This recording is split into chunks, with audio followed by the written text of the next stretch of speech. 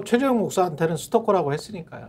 예. 스토커가 준 거를 왜 근데 대통령 기록물로 보관을 해? 그것도 그렇고 지금 책 주우신 분도 뭐 절도죄로 누가 또 고발한다고 지금 뭐 여론이 이게 형성이 되나 봐요. 그러니까 항상 가해자 피해자를 바꿔치는 방식으로 지금 하고 있는데 이 사안만큼은 너무나도 명징한 증거들이 이미 다 드러났기 때문에 이걸 막는다는 것은 전 손바닥으로 하늘을 가리는 게 더 빠르지 않을까. 아니 왜 자꾸 나라를 난장판으로 만들어요? 난장판으로 만드는 극우 세력들이 있고요. 난장판으로 만들어 나라를. 그들이 윤석열 빠들인지 뭐 기득권 세력인지 뭔지는 모르겠습니다만은 정말 그 사람들이 대한민국을 망치고 있습니다. 그리고 광화문에서 태극기 흔드시는 일부의 연배 많으신 아주 일부라고 생각을 하는데 그분들이 나라를 망치고 미래 세대를 망치는 거예요. 최근에 뭐 언론도 잘 알지만 경제 잘 알잖아요. 지금 경제적으로 세계 경제가 지금 격변기 아니에요?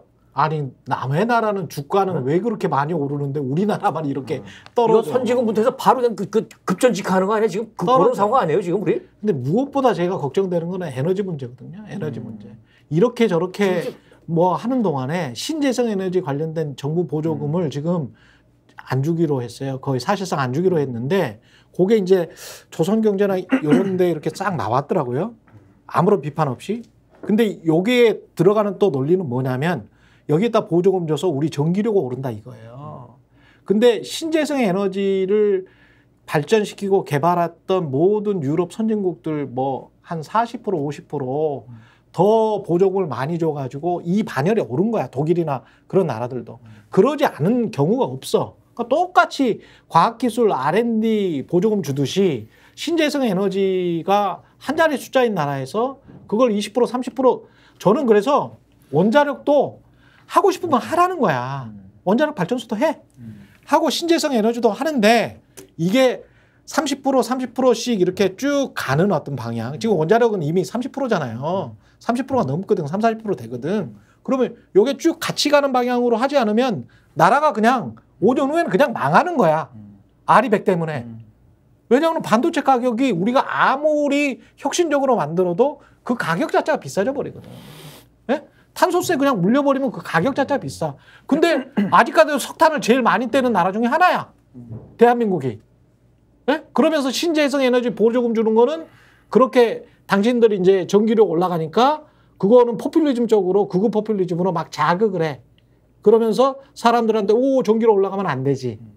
그러니까 이게 모든 정책이 KC 인증 마크에도 나왔듯이 KC 인증 그 철폐 왔다 갔다 하는 거에도 나왔듯이 요렇게 해서 사람들의 어떤 혐오 정서 그리고 기피 정서를 건드려서 내 지지율만 유지 그 알랑한 지지율 30%만 20 몇 프로만 유지하면 나는 나와 김건희 일가를 지킬 수 있어 라고 하는 굉장히 졸렬한 정말 사적인 인간이 정말 가장 최고의 공적인 자리에 앉아 있는 거예요. 그러니까 지금 보수 매체도 그 얘기잖아요. 국군이 걸린 명운이 걸린 절명시키라는데 이 위중한 시기에 국가 에너지 국력을 어디 씁니까? 대통령 부부 지키는데 지금 국력을 낭비하고 있잖아요. 그러니까요. 그러니까 저는 윤석열 일당이 지금 이제 최수근 상병 요 특검법에 대한 이제 요걸로 한번 1차 시험 때 올라가는데요.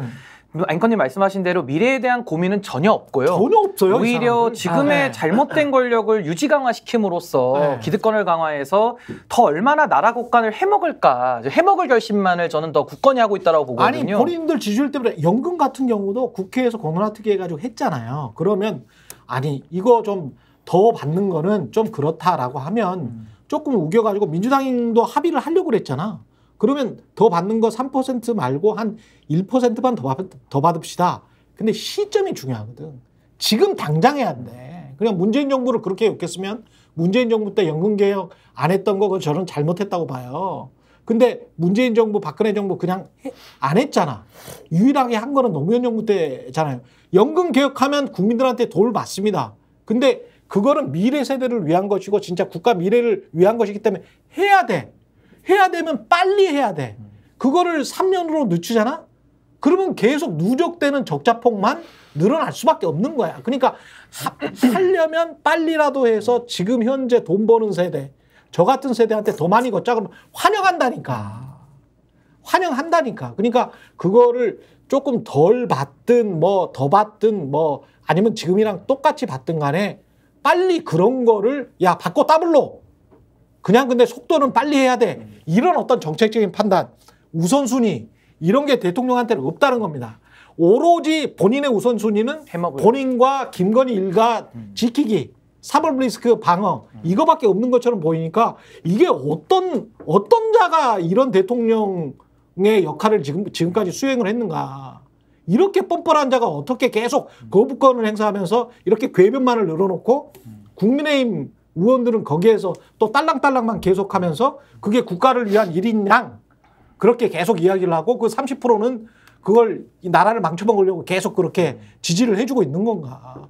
그 30% 때문에 지금 이렇게 되는 거예요. 그게 만약에 10%로 줄잖아요.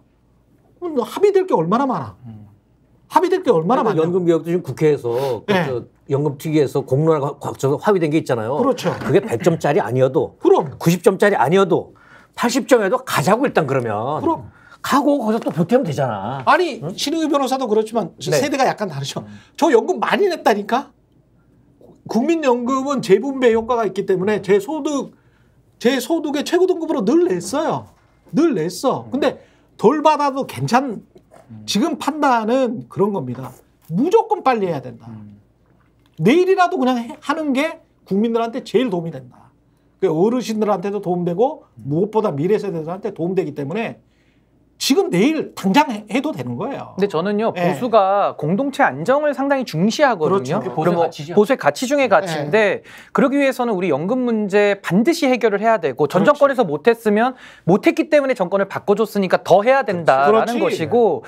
저는 민주주의에서 좋은 결정도 있고 나쁜 결정도 우리가 다 경험을 하는데요. 그래도 사회가 어떻게든 가야 됩니다. 가장 나쁜 결정은 아무 결정도 안 하면서 뒤로 미루는 결정이라고 저는 생각을 하거든요. 그렇죠. 그러니까 윤석열 정부도 본인이 얘기했어요. 교육, 노동, 연금개혁 하겠다고. 그럼 얘기를 했으면 약속을 지키는 게 마땅하고 이제 와서 아무 결정도 안 하면서 시한폭탄을 계속 미래 세대에게 누적시켜서 넘기는 것은 저는 뭐 정치권이 할 수 없는 일이다. 반드시 본인들의 책임을 기억하고 저는 뭐 좋은 결정이든 나쁜 결정이든 지금은 결정을 좀 내릴 때다라고 저는 생각을 합니다. 계속 떠넘기는 것만 할 겁니다. 전기료도 마찬가지고 계속 떠넘기는 것만 할 거고 보수 상업지들은 또 전기료 인상하면 그러나 대기업들 거는 인하해 줘야 된다는 그런 논리를 펼 것이고 그런 식으로 하면서 나라를 엉망진창으로 지금 만들고 있어요. 국민의 지지를 받지를 못하니까 네.